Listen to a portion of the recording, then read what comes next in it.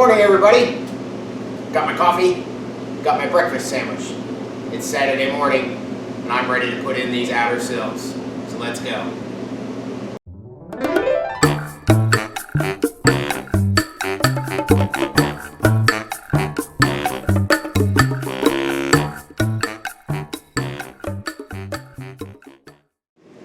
All right, so to get to the sill, the front cap of the sill a little bit better, to get it out of my way, I gotta get the tire off. So I'm gonna get the car jacked up, get it back on stands like it was, and do that.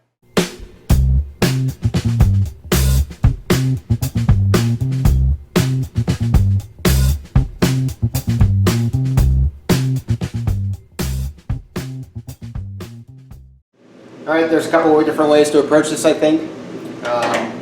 You got this flange here, which is new, that I put in. Will essentially meet up with this face here. You got this lip. If you can see, it's kind of bent over. I've straightened this out a little bit because it just wasn't coming around this. I documented that last time. So essentially that's got to fit like that, and the sill comes around that. So there's where my fitment problems are. So what I'm going to do is go at about it a couple of different ways and see what I can get. So I'm going to clamp this here and then see if I can get the sill out on top of it. I don't think that's going to work. Then I'll put it back in the sill, and I'm just going to do a bunch of iterations here to try to figure out what's going to end up being the best. Now my desire is to get this lip here, I think, anyway, flush here. One, it provides a nice stable base for that. Two, I mean, otherwise I'm just going to let water get in there and everything like that if I don't fill it with a bunch of gunk. So the metal adjustment is going to happen to try to get that filled or at least flushed there. So the trick is also going to be, because I got a pretty good, about 1/8 of an inch gap. You can't really see, but on this face to here I got about 1/8 of an inch gap when this is flush, so there'll be some adjustment there to get that in.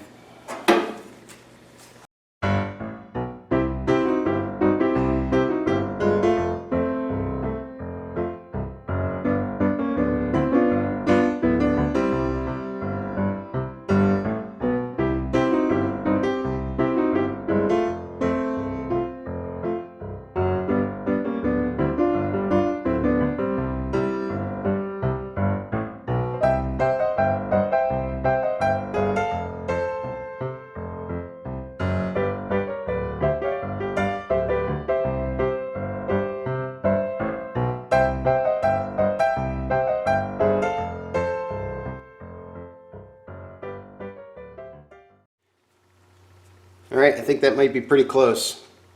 Clamped here, I got a pretty good gap here, but if I use a screw that should bring that in, and I think my bonnet sits pretty good too. Definitely towards the back here, it's doing okay. That's a pretty good gap, so I'm going to lower the, or excuse me, the sill's doing pretty good. I'm going to lower the bonnet again, check my gaps, and if I like where this is, I'll see how I'm going to get this attached. Maybe put a screw hole in here, and I'd like to come through here and get screws into here. Yeah. All right, so there's the gap between the bonnet and the door. That's consistent. I put the straight edge on that, and there's the horizontal gap between the bonnet and the sill. Happy with that. Everything else is the problems that I've already experienced. Alright, so quick little update here. I popped these welds out where I had put the strengthener plate in, because what was happening is to meet the strengthener plate I had to bang this bottom of the A-post in, and that was causing a pretty large gap between the sill and the A-post. So instead of doing that and providing a huge hole that I'm going to have to fill, I decided instead to pop those out, kind of flush this out. I've just yanked on the strengthener plate here to pull it out closer to me or towards me, and the holes don't line up now, but I'm just not going to worry about that right now, and I'll do that in post-production, I guess you could say, when I get the car flipped back over. I'd rather have this gap taken care of and not there, and then I'll worry about the strengthener plate when I get to that point. So I'm back into, I did a little bit of grinding up in here just to try to even these out a little bit. I think I'm running a little interference here, and I've got the strengthener, or excuse me, I got the front cap in here, and I'm just kind of playing with it.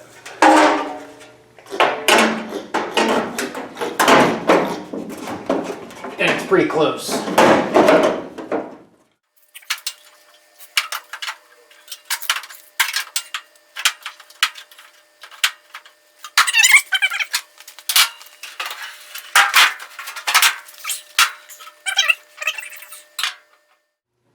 All right, so the sill needs to come up to close this gap in here between the bonnet and the sill, but fore to aft, it's there.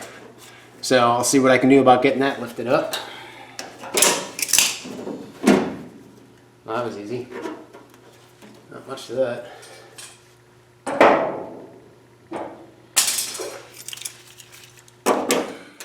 All right, well, believe it or not, ladies and gentlemen, I think I got it.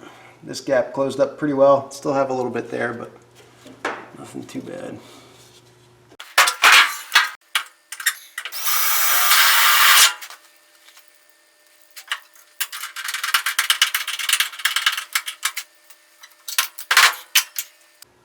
Poor thing's gonna look like Swiss cheese when I get done with it.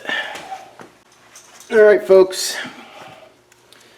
Definitely have some adjustments to do on that sill as far as meat and everything, or the cap. Sorry for sticking my head in front of there.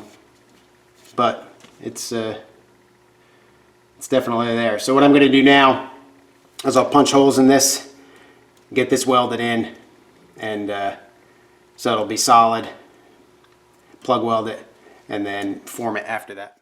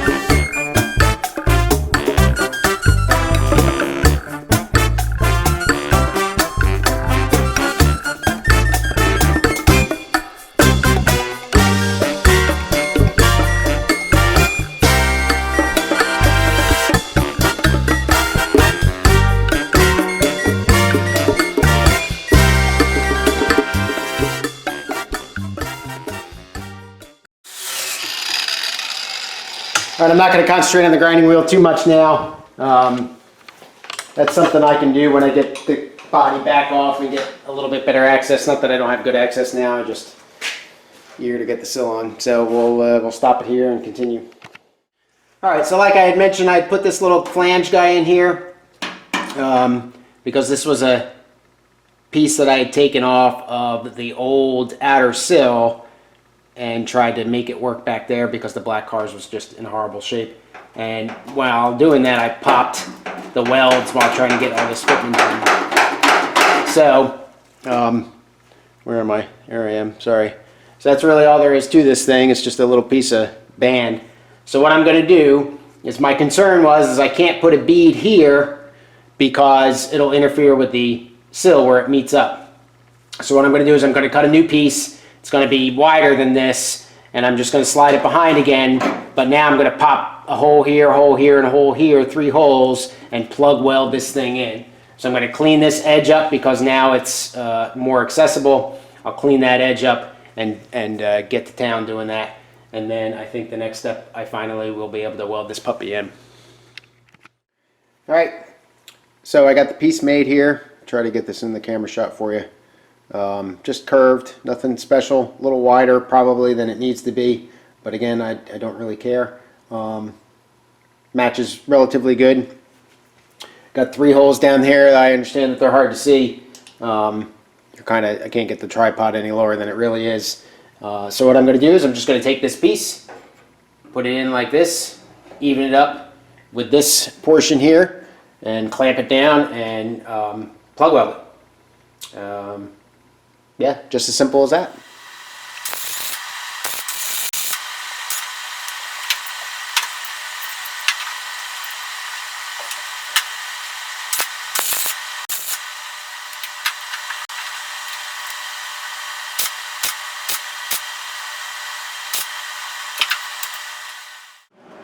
Alright, so that should be about the last step prior to getting this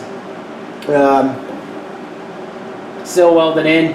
What I'm going to do now is just kind of go around and finish up any loose ends or anything else to make sure that I'm not missing any gaping holes or anything that needs some attention. So throw some seam sealer up in places that I would like to put it, and just take care of that kind of stuff, and I'll be back. Well, after many weeks, if not months, the struggle is real, but the struggle is over. So this puppy's ready to weld in. So, very excited. But I'm going to go ahead and do that now. Tack it in a couple places throughout. It is under a pretty good amount of tension at the door sill. That's where I decided to compress it. So I can show you that when I get over there. I'm going to tack a couple places in here, work my way down, and kind of just, I'll do a couple in the front, couple in the back, couple in the middle, and just kind of work like that so that I don't potentially twist it or bend it or something like that. If the heat welds it or twists it or something, I'm just afraid that it'll shift on me, so I want to do some at the front, some at the back, and stuff like that. I already went through and cleaned out the plug weld holes, so find myself some good grounds here and go to town. One other thing, I did pop a little hole in the sill cap here, just so that I could make sure, just so I could connect up the sill cap to the bottom of the lower A post, not to the strengthener plate that's in there. That's something I'll still come through at a future date. Yeah, here we go.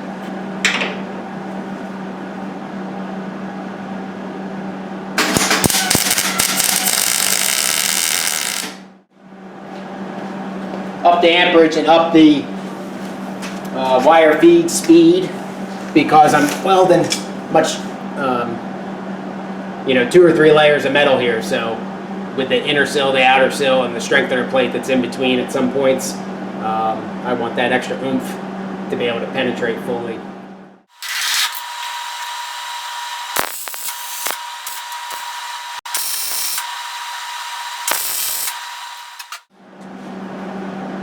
Alright, so I'm going to take the door off just for ease of access, and yeah, continue welding.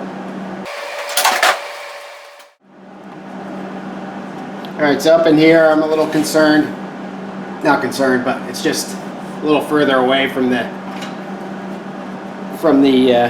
upper A post than I would like it to be, so just have to, obviously don't have clamps that'll reach all the way over there.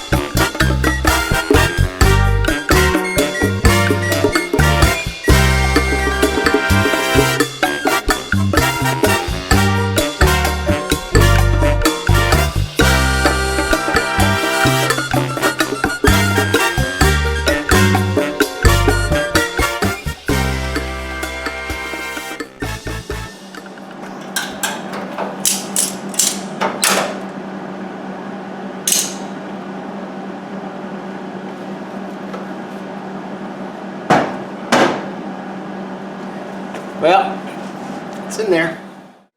All right, it's about 2 o'clock. I'm going to head out a little early today. I met somebody through the forum who just recently purchased a 78 Spitfire. He's local, so he came over here to the garage this morning to check out the work that I've done on Dorothy, and I'm going to head over to his garage to check out his new acquisition and see what he's got. So a good day. I got the outer sill in. Very happy about that. It's essentially completely plug welded in. I still have a little gap issues here on the end cap, the front cap. I'm not too concerned about that. I'll throw some sheet metal screws in there and be able to plug weld that in some way. I kind of wish I'd punched holes in that first, but so be it.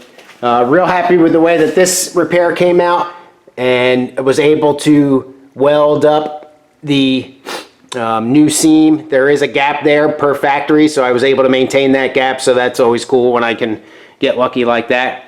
So still some cleaning up to do and things like that, but otherwise it went pretty well. I also got the transition piece there prepped. I'm using the black cars because it was in better shape after disassembly, so that's painted and ready to go. Thanks for liking the channel. Thanks for liking the videos. I appreciate the still getting some pretty good subscriptions, so I appreciate your help with that.